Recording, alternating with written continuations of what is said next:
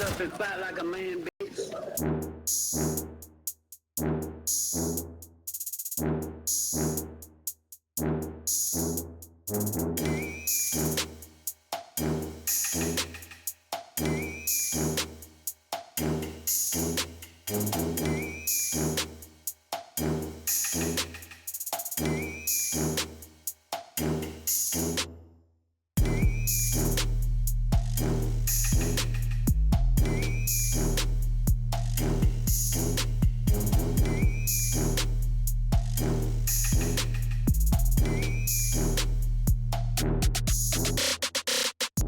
What is good, OD fam? We are back with some more Division 2 content, and in today's video, it's all about shock.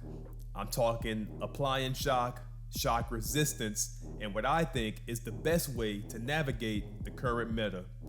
But before I get into it, if you are enjoying the content and want to stay up to date with all things Division, then don't forget to hit that like button and subscribe, and let's get it. So there's no debate that the shock status effect is dominating the current PvP meta, and honestly, I'm good with that.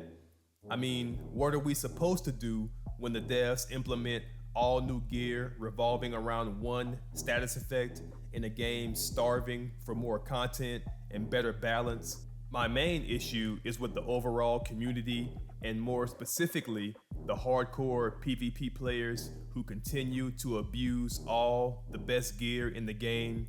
I mean, getting shocked is enough, as opposed to getting shocked by a PvP veteran with all the best gear and weapons, and not to mention the highest levels in the game. And that's where this build comes in.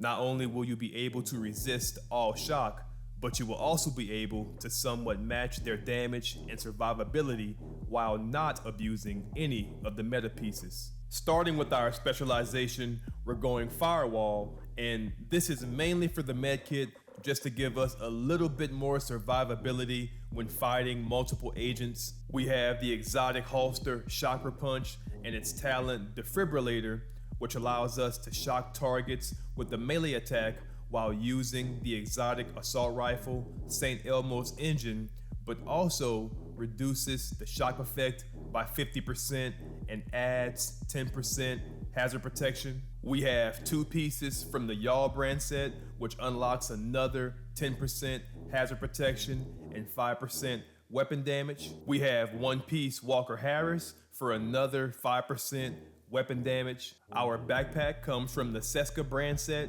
adding 10% crit chance to go along with our talent, Companion. And finally, we have our chest piece from the Femmers brand set, adding 10% AR damage to go along with our talent, Unbreakable. For our main weapon, we have the St. Elmo's engine to apply shock by either melee or shock rounds. And for our secondary, we have what I think is the best combo for this weapon, Cabaret. For our skills, we're going Explosive Seeker Mine to keep Companion active, and Defender Drone for added protection. Our final build setup comes out to 1.5 million armor with 4 armor cores, 2 damage cores, and not to mention full protection against all shock, with our main weapon finishing with 58% crit chance and 160.8% critical damage. Now listen fam, this is by far the most important build that I've made in a while. If you're doing any kind of PvP, there's a 100% chance you're going to encounter the shock status. And like I said earlier, I don't think it's an issue with the actual gear, but the way in which most players choose to run it.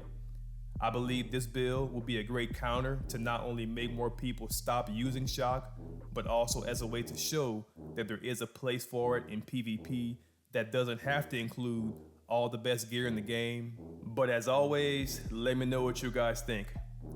I'm slowly getting back into somewhat of a routine, which should mean more content. The PTS for the next update just dropped, and I gotta say, without going into too much detail, I'm pretty excited for what's coming. So if you are enjoying the content and want to stay up to date with all things Division, then don't forget to hit that like button and subscribe to join the OD family. Thank you guys so much for watching. Y'all be blessed and stay OD. Yes, I'm eating. Why are you looking at me, ho? Oh, I'm down. I'm down. I'm down too. We got one more. Two people there are there with the glass cannon. They have two people with glass cannon. Yeah, that's what I was trying to do. I was trying to.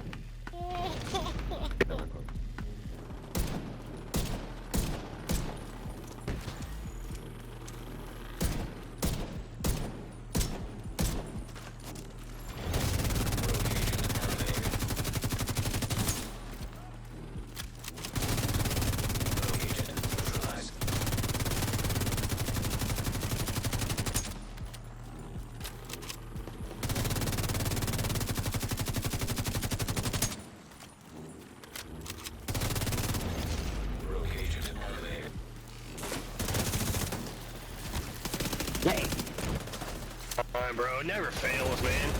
Gotta run up and melee me, because only when you can get a kill, bro. Shut up, man. That's the answer. Oh, dude.